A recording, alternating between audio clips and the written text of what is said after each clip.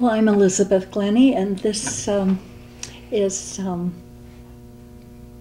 I've forgotten your name, Paige Hamelin. Yes. And we're here at NTV this morning for an interview as a result of a writing contest that Brooklyn won. She placed first in a writing contest. And we want to know more about her. And we're here in Niagara Falls. Brooklyn, you live in Niagara Falls, don't you? Yes, I do live in Niagara Falls. Oh. I was fortunate to be invited to judge this contest with Ron Prickett, and we have we're both primarily poets, and we have a little publishing company called Sigalet Publishing, and that's how come we're involved in this. And I was going to ask you first, how old you were when you started writing? Well, I really started writing in grade 5. That was last year. I don't know, my teacher was Mr. Clattenburg, and he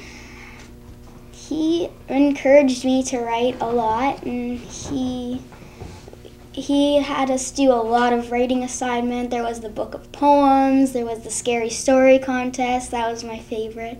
We had to write stories for our grade 1 reading buddies, and that was actually what I went for, the story of Little Jack. For a grade 1 level story, Yeah. Yeah, that's your audience. Yeah, that was my audience. Yeah. Very good. I like the story very much. I've found it very appealing. Thank you. And so it's not the first story that you've ever written. No, I actually liked to write when I was really little too. Like, I'll just be rooting through my drawers one day and I'll find, I don't know, the other day I found cat and dog, and it was, I don't know, I wrote it when I was really little. Yeah. I'm not going to talk about me, but it reminds me of skiing with my 3-year-old granddaughter, and if we had to wait for anything, when we spent a lot of time together, I would have her dictate a story for me. Did you ever do that with an older person before you could write? What does dictate mean? Well, I'd say, tell me a story and I'll write it down. Did you ever do that before you could write? So your writing started when you could write or print. Yeah. Good. And do you remember when this idea of Little Jack, it's the story of Little Jack is the title of this winning story. Do you remember when Little Jack as a character occurred to you? Well, yes. When I got the assignment, I was sitting in my basement rec room and I was thinking about what my story should be about. And my little sister, she has this toy box, and I was looking into it and it had some little people. And so, I don't know, the idea formed that I'd have some little people having their own little worlds in the walls. And that's how it came to you at that time. Mm-hmm. They were very effective, and for anyone and everyone that's listening and watching us, I wanted to tell them that you illustrated this story by taking some pictures, some photographs with a small digital camera. Yes, I would arrange them. I took lots of pictures of the little people, and I just picked what one I thought was the best, and I don't know. And I refer to these figures that Brooklyn used as Fisher Price, but I think Fisher Price is a huge toy company that was sold to Mattel and may be owned by somebody else now. So if people are interested in what kind of toys, those were the toys that were used, and to dramatize the story. Now, did you sit down and just write this story all at once?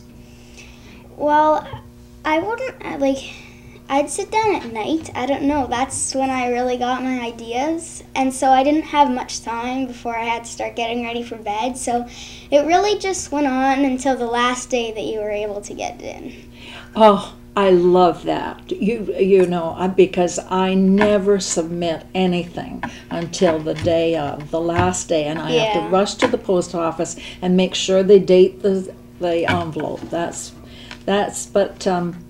However, you always want time to edit all the time. Do you know what I mean by editing? Yeah, well, once I'm done writing a story, I usually give it to my dad, and he's basically my editor, and he'll... That's good. I expected somebody had helped you. Yeah. Yeah, well, at least advised you, not helped you. I don't mean that, but you're absolutely correct in having a story edited, and I rather thought that that's the way your story developed slowly, because you had to arrange the toys to make the scene, to dramatize it. I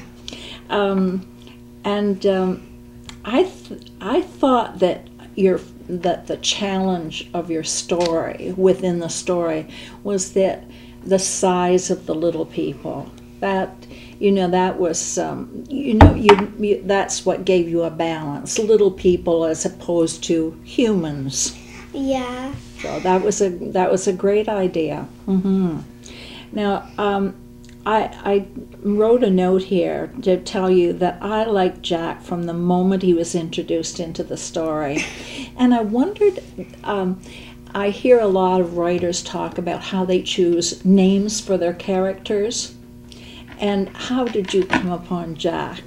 Well, I don't know. Well, actually, in the story it says that Jack was the littlest of them all, but he had the biggest imagination. Yes. And so Lil came from that.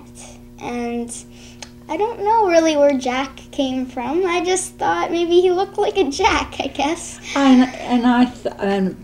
In my opinion, I thought it was a perfect name for him because he was a tough little guy. He had a mind of his own, and he was going to do some things, and he did. So, I want to congratulate you. Yes, thank you very much. Because I thought you've done exceptionally well, and you're 10 years old, or did you turn 11 since you've... When I wrote it, I was 10, yeah. Yes. I had just turned 10, and now I just turned 11 on October 26th.